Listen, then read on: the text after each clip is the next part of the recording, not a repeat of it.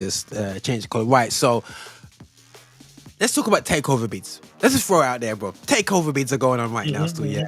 Both my club and your club is up for sale. This is Yep. not here to discuss who is the most valuable club. We know who's the biggest club in the country. That's not debate there. But ultimately, um, as a Liverpool fan, knowing that your club's kind of on sale, not saying full on sale, but it's on sale, yeah. At the same time as Man United, how you feel? I don't speak to many Liverpool fans about it because you've done all right over the past couple of Yeah. years, Yeah. Yeah. but it's not like Man United. We've been absolutely what you call it leverage.com over our club, so we just want them out, but how are you feeling as a Liverpool fan about the whole tone? They're just not willing to go that extra yard. Um, I want to see the club sold. I really do. I think we Mm. need fresh investment. Hmm. Uh, I think there's a lot of stuff both on the pitch that needs money poured into as well as off the pitch. Hmm. I say off the pitch, still kind of pitch, but I'm talking about things like training facilities, youth development, that kind of Hmm. stuff. The money needs to be going in there, and I think a lot of Liverpool fans now we're kind of looking at our current owners and thinking, are you really in this for the long haul? Are you willing to like really invest in the key areas that we need the club to Yeah. invest in? Are you willing to Mm. pour money behind the manager like every other top team is doing? Because everyone that we look at, we see as our competitors have invested Mm. properly in overall in their club, and Liverpool just been sat there idly, just doing nothing. Um, so I don't know. I want the club to be sold, but I want it to be sold at the right price. And I think that the value that, and I say this both United and Liverpool, I think the value that's been put on them is I think is a bit exaggerated personally. Mm. Um, What I think value is Liverpool? I can't remember. It What you was a saying? Is it decent two? money, huh? Is it 2 or 3? I think it was like three, and then there was talk about four, and I was like, come on, I think it needs to be realistic now. Um, Mm. But yeah, I definitely want the club to be sold, and I want to see Klopp get some good money to invest in players, and I want to see them like spending money in, like I said, the youth development facilities. When you compare our training facilities to some of the other top clubs like the City, the Chelsea, I think we're still behind. So But the thing is, let's be real, Marcus. Yeah, the ratio that you've had of good buys has been amazing up to the past couple seasons. You know what I mean? There has been some duds. Yeah, you know what I mean? No offense, Cater. No offense, Oxley. You know what I'm saying?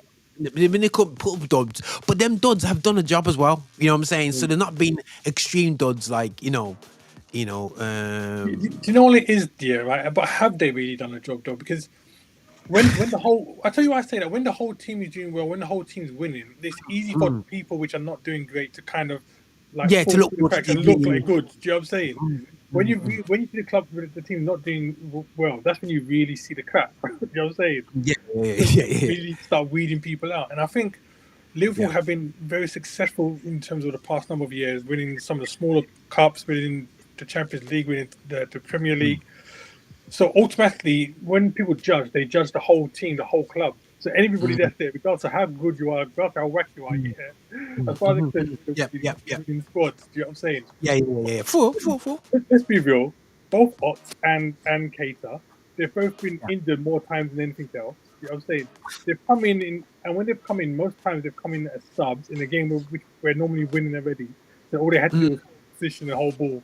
You know what I'm saying? mm, He's done mm, anything to like say, yeah, these are great players, or give him more minutes on the pitch, then their man will like come through. So mm. yeah, me, I'm looking and I'm just thinking, you know what?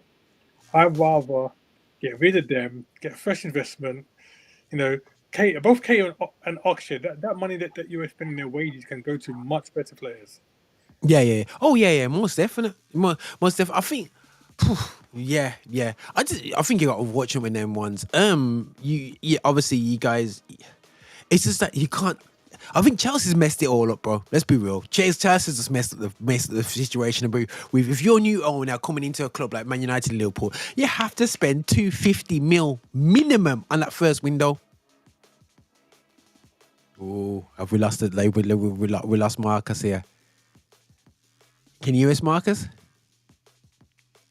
Okay, we'll wait for Marcus to come back in, guys. Hopefully he'll get back in. I think his reception's down the moment. But listen, for me, Chelsea's messed up the thing situation, guys. You know what I'm saying? They messed it up. And for me, let me just switch it off. Yeah, cool. Chelsea's messed things up. And it's kind of really made things kind of like, real hard for all of us to kind of function as teams, Bayern Munich almost scored there. Interesting. You know what I'm saying? That'd be interesting if Bayern Munich scores to make it 2-love. Choupo-Moting, the Cameroonian attacker, he's come through. Let's see if Mark's still not ready, but yeah. So Charles kind of so whatever person comes through is going to struggle, is going to be a situation where they're going to be like, yo, they're gonna be a scenario where they're gonna be like, oh my gosh, like, yo, I've got to spend 250 mil, and the problem is again the overpriced element. So that could be putting a bit of fear. You can't just come in and just buy the club. You gotta come in and actually go beyond them buying the club. Okay, let's get Marcus back on it, bro. Let me just make sure you're on there. Can you hear me, bro?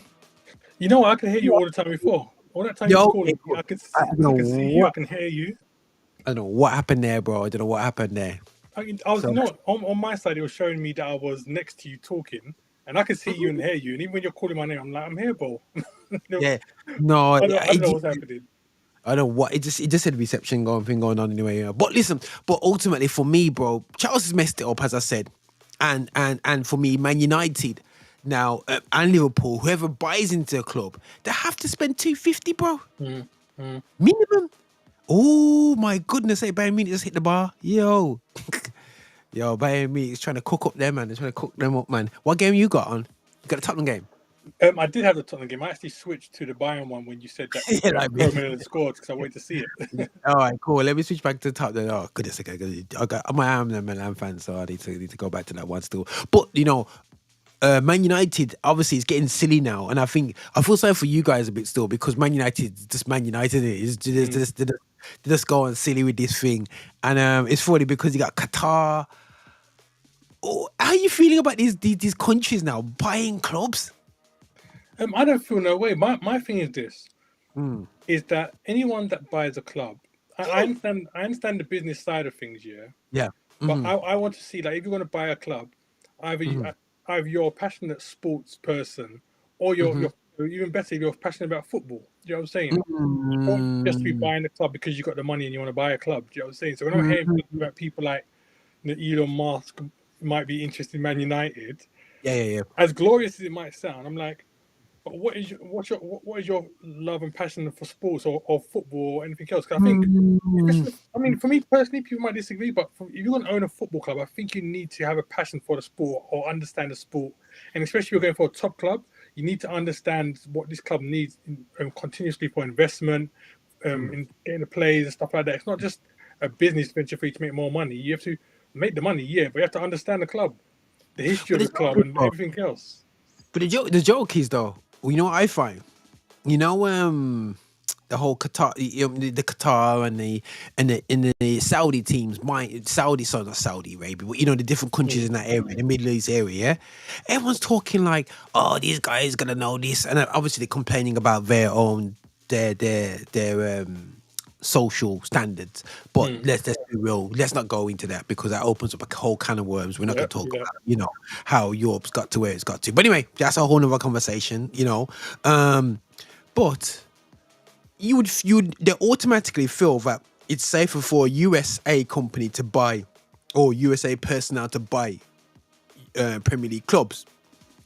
Let me be real. It's because they're white. But the thing is, these countries in the Middle East are watching Prem football like crazy. They know it. So you don't need to tell them that Man United have been flopping and being used over the past 10 years as a money thing. Right? There's no need to. They know what's going on in the Premier League. They know what the derby. They know the importance because the Premier League is it's massive out there. Just because they don't look like the Europeans, they just think that because they're not European or black, they don't know, they're not passionate about football. We saw in the Qatar World Cup, they love their football, And the thing is, when you look at these countries as well, we're talking about places like Qatar, football is their number one sport. Do you know what I'm saying? Whereas in Like America, it's America, it's basketball not. and NFL and all that kind of Yeah. stuff. Even hockey is ahead of football over there. Do you know what I'm saying? Oh, it's So scary.